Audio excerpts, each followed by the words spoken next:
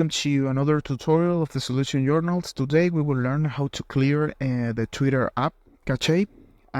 This is a easy option to do. The first step is go to the settings of the app here, and after that you need to search the option of app management. You pick here, and here you need to go to the option of app list. And you need to search the application of X, of Twitter. And here the only thing you need to do is pick an storage and cache. And here in the down right corner, you pick in clear cache in this button, and that's it. You clear the cache of the app. So this process is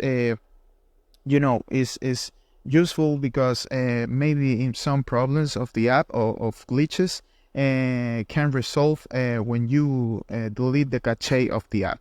So I recommend to you this process. I hope this tutorial was helpful for you. Follow us for more content like this.